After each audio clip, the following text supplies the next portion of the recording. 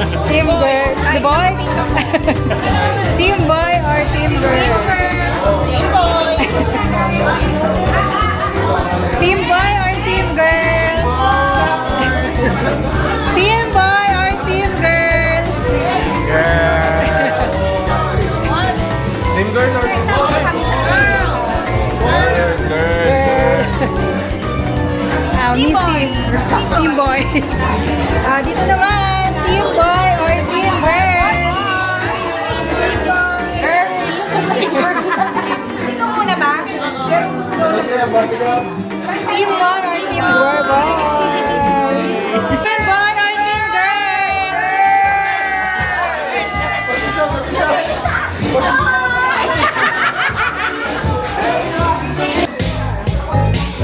Hello everyone, may I have your attention please? Good evening ladies and gentlemen, welcome to Kabalin Restaurant. Tonight we are gathered here to celebrate one of the most awaited celebrations to parenthood, which is the gender reveal. My name is Dr. Lay and I will be your host for tonight's celebration. It is an honor to be with you here po. Maraming salamat mga kabayan. I want to hear the shout out, Team Baby Girl! Marina. Let me hear the scream up, Team Baby Boy! Buti naman, kayo nga kayong magbabayan, di ba? Oo. Lahat to know the gender of our baby! Napakalina naman ng energy ngayong gabi. It is my honor and pleasure to present to you the very excited future mommy and daddy. Give a hand to Daddy Lay and Mommy Baby! And come on! Here we go!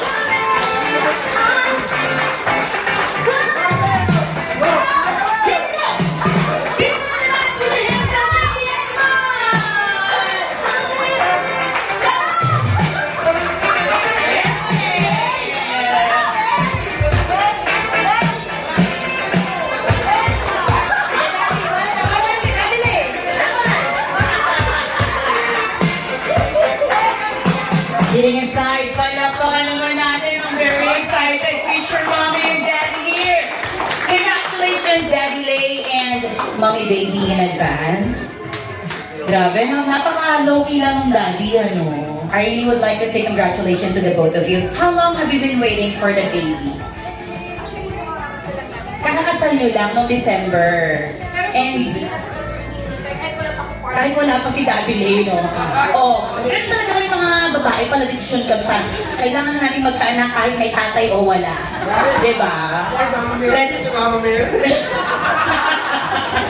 But anyways, thank you so much, Daddy Lay, for fulfilling one of the dreams of your wife to become a mommy, definitely. Mommy and Daddy, excited na ba kayo malaman ang gender ni baby? Hilahin naman natin agad-agad. But anyways, Mommy Baby, what do you want to have? Is it a baby boy or a baby girl? Boy. Parang duda ka pa din, hindi ka pa rin sigurado. Baby! Baby boy. Baby boy. Daddy Lay, what do you want to have? Kahit anong, basta healthy. Pero wala ka bang preference? A boy or a girl? Girl lang. Girl! Please remain standing, everybody. I would like to request Lola Lally to lead us in prayer.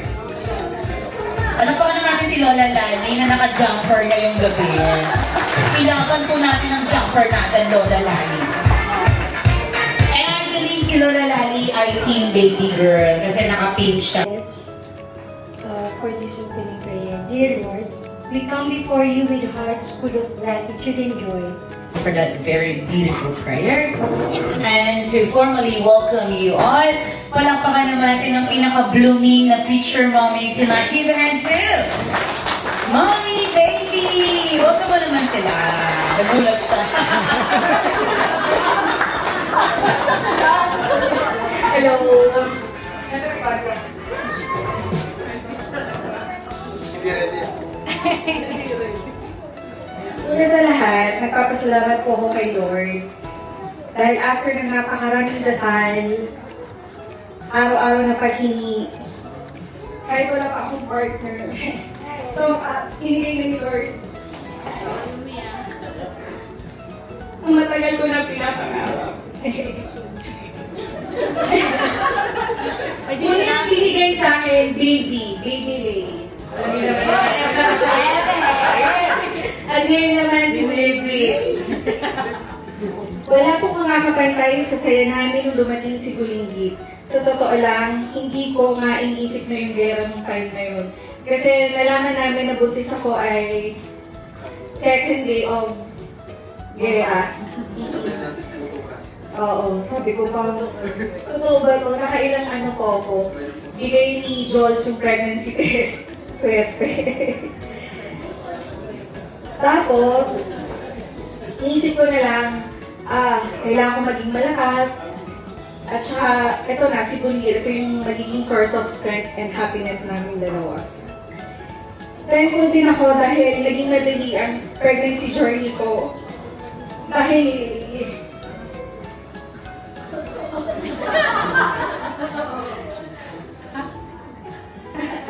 mas lalo kong naramdaman yung pagbabahay niya kasi sobrang maasikaso.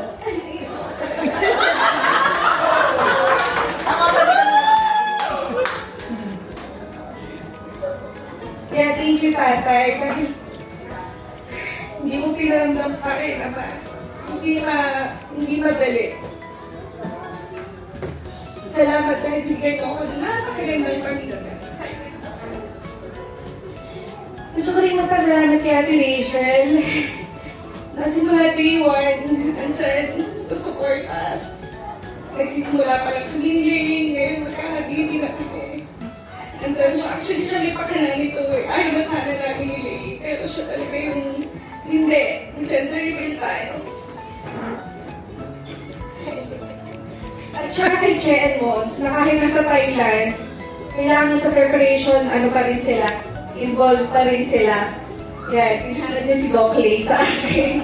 Hirap hanapin ni Doc Lay. As in, lahat po na nandito ngayon, alam niyo naman po kung gaano kayo ka-importante sa amin. Alam niyo, matagal ko namin hinintay ko. Maraming salamat po sa oras, sa pagmamahal niyo sa amin, lalo na kay Bulinggit kahit wala pa man siya. Salubungin po natin si Bulinggit at binibigay ko po ang stage kay Doc Lay. Maraming salamat po sa inyo sa pagpunta. Thank you very much, ano. Sabi ni Daddy, habang nag-speech si Mami Day, ba't ka po umiiyak dyan? Kontrabida yung Daddy, you know. But anyways, well, yung mga husband naman talaga very, quiet sometimes. 1, 2, 3, 4, 5, 6. After nyan, lipat, single naman. Single, single, single. O, pagsabay-sabay natin yung paa. At kamay. 1, 2, 3, let's go. 1, 2, 3, 4, 5, 6. Single, single, single.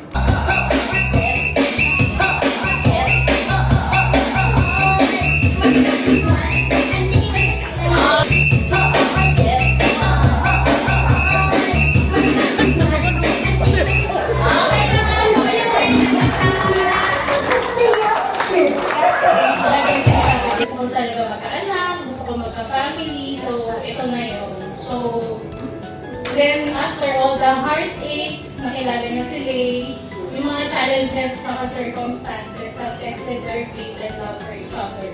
Both of them lost their dads before, tapos they got engaged, got married. They designed their first house together and experience yun nga. So, bago nagkaroon ng gera, sinabi na ni Baby na buntis na nga siya. So sobrang excited nila. So, they shared it with their family and friends. And a lot of yung mga mommies, binibigyan si Baby ng mga advices kung paano nga yung motherhood niya. So, buti na lang din right now may mga videos tayo na available on social media. Kaya it's really helpful din na yung sa mga pinagdadaanan nila ngayon. So, fun fact, si Baby Bulinggit na buo dun sa sala nila. So, yung mga tropa nila na nagiinom dun yun. And then one time si Min, sinasabi niya na if it's a girl, yung nickname daw Liv or Livy kasi nga sa living area ginawa. And then during the first trimester, mahilig si Baby na load ng mga Bex Battalion. Lagi siyang pinapagalitan. Lagi siyang pinapagalitan ni Lane. Tinitigilan yung mga ano noon. So, and then, so nag-switch siya kay Small Loudin na lang. So, no bashing. The pregnancy becomes easier, right? Let's proceed to the next one. Chet Samonte. Palakpakan naman natin si Miss Chet.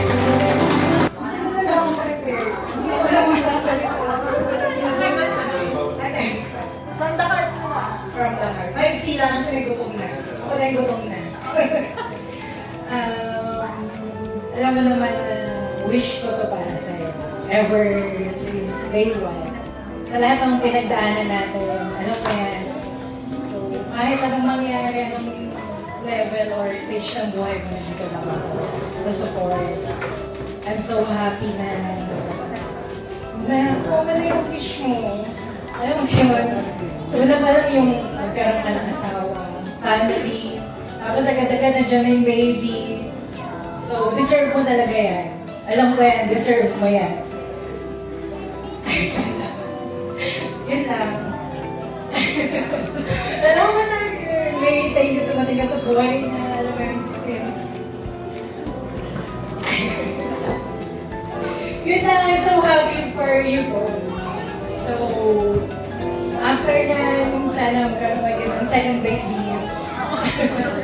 Agad-agad na no? So yun lang, so kahit baby girl or baby boy, basta healthy. Yun lang yung wish ko para sa'yo. Yun lang. Thank you. Thank you very much, Miss Chet Samonte. Let's proceed to the third one. I give it to Sir Joseph.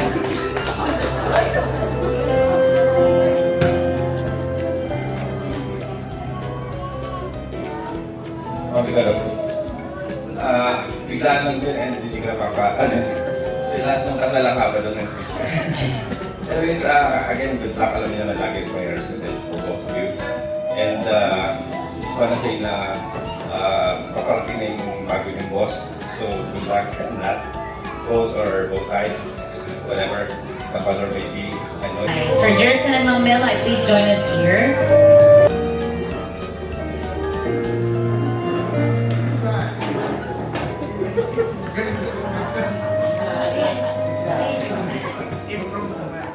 Hello, congratulations and having a child is a great blessing and great struggle.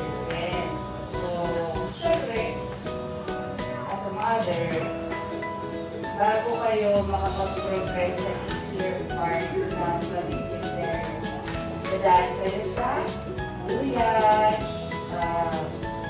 isip sa bata,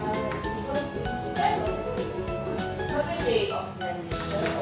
Nakatanga ako that is real.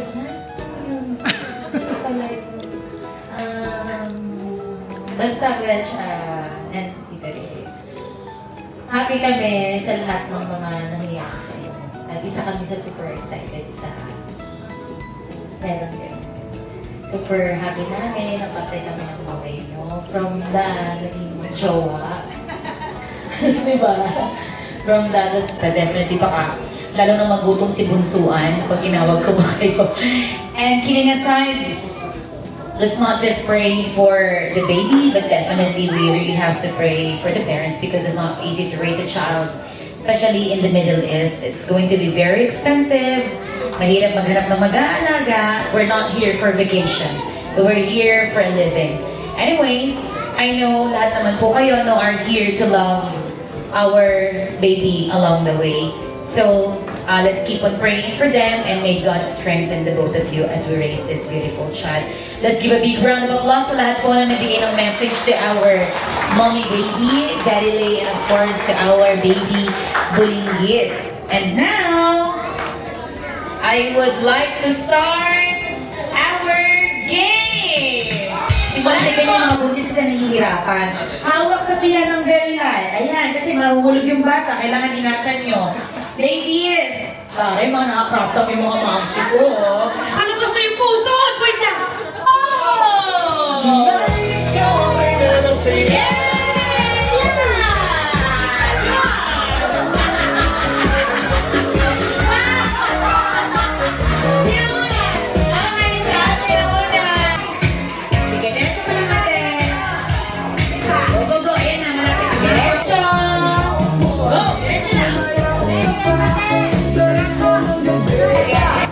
You do that. Walang kamay na. Okay, ayan na. Sige, pwede ka na mag-stick. Go, go, go. Sige na. Diretso ka lang. Hulog ka magtago. Magtago. Harap. Birthday.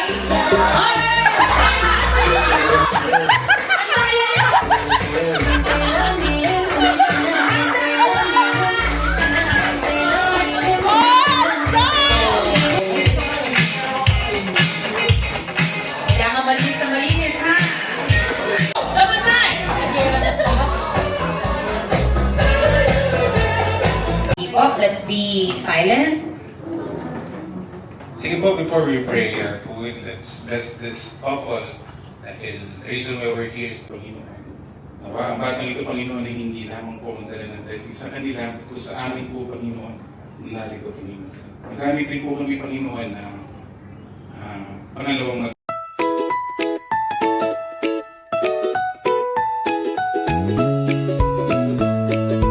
Okay, all right, take a camera. 1, 2, 3, smile.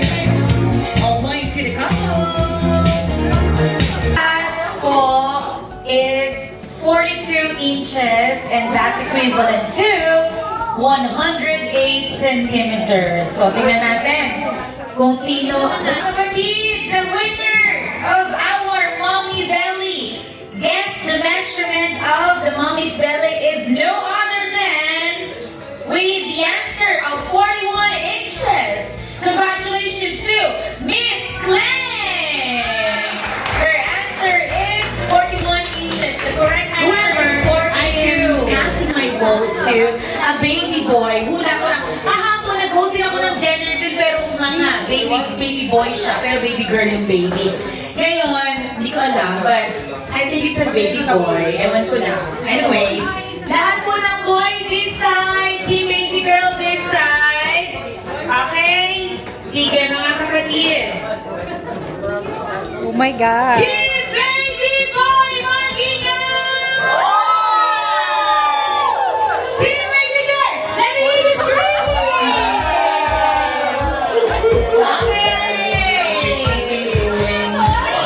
Lahat po ng team baby blue dito. Baby boy, here. Team Ayan na nga, ayan na nga. Okay. Ready? Oh my God! Team baby boy! Team baby girl! Team baby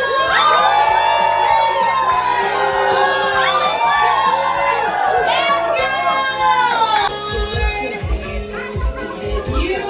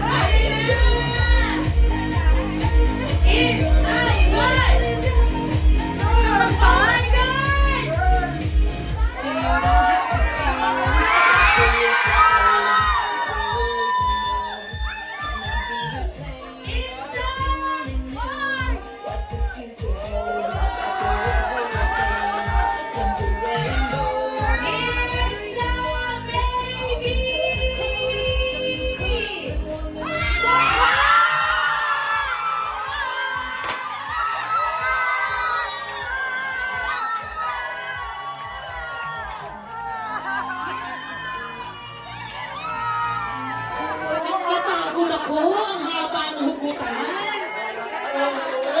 Congratulations!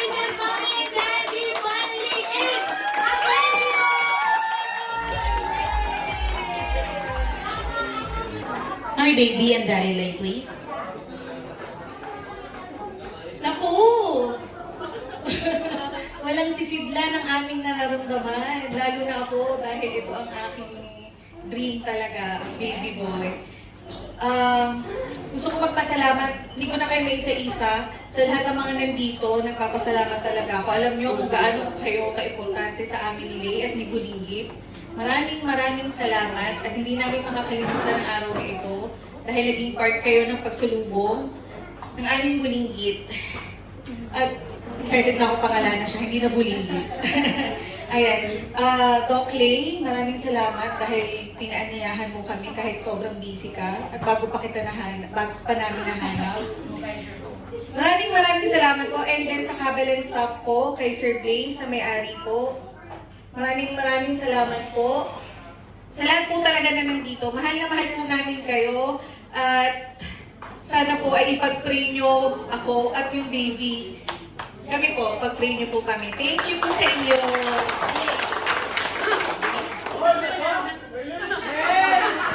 Thank you po sa inyo. Ang haba ng sinabi, no?